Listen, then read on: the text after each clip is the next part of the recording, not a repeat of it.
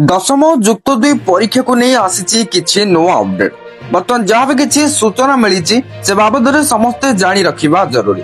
तेबे जहाँ भी किछि अपडेट रही चलतु आउ डेई न करी फटाफट से बाबद जानिबा। हेले ताहा पूर्वरु वीडियो को गोटे लाइक करंतु, चैनल को नुआ आसले एवं चैनल को सब्सक्राइब करी बेल आइकन को प्रेस करी ऑल रे क्लिक कर रखिबा को जमारू भी भूलंतु नै।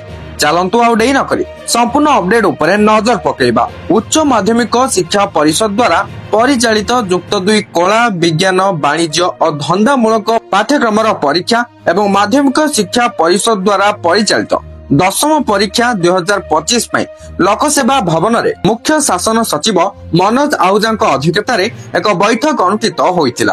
बैठक रे विद्यालय और गणशिक्षा विभाग सचिव शालिनी पंडित समेत उच्च माध्यमिक शिक्षा परिषद अध्यक्षा माध्यमिक शिक्षा परिषद सभापति समेत अन्य पदाधिकारी उपस्थित थिले। आयोजित आभासी सम्मेलन रे सबु जिल्लार जिलापाल आरक्षी अधीक्षक बा एसपी और जिला शिक्षा अधिकारी बा डीओ बैठक रे जग देइथिले। चलित वर्ष जुक्त दुई रे मोट 3,93,618 परीक्षार्थी परीक्षा देबे।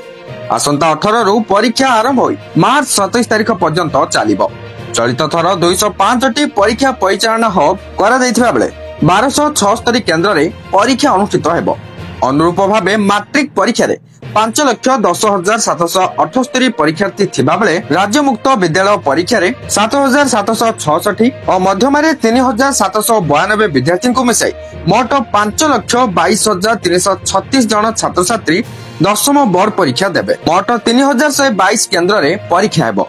चलित मास 21 रु परीक्षा आरंभ होई मार्च 5 तारिख जाए चलिबो। दशम एवं जुक्त दुई परीक्षा को श्रृंखलित करने बैठक रे मुख्य सचिव गुरुत्व देथिले। अबाध और श्रृंखला रे परीक्षा पाई विभागीय अधिकारी प्रस्तुति विषय रे बुझिथिले। प्रति जिल्ला रे जिला प्रशासन सह पुलिस समन्वय रखी परीक्षा श्रृंखलित भावे करने को निष्पत्ति निया जायछि।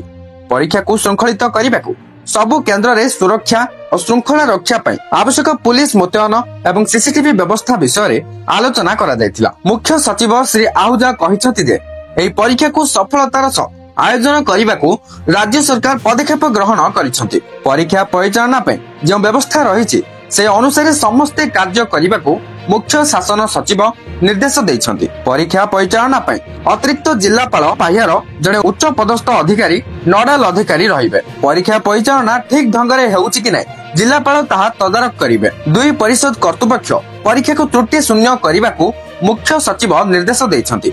विद्यालय और गणशिक्षा विभाग आयुक्त श्रीमती पंडित विगत वर्ष रे परीक्षा परिचालना अभिज्ञता को हाथ करी तदनुसार प्रस्तुति पूर्वक ए वर्ष उभय जुक्त दुई एवं मैट्रिक परीक्षा परिचालना करने को कहिथिले। बर्तमान जहाँ भी किसी दशम एवं जुक्त दुई परीक्षा को नहीं नुआ अपडेट आसीतिला। ए वीडियो को शेयर करी समस्त पाखरे अपडेट को पहुंचाई दियंतु। Thank you for watching.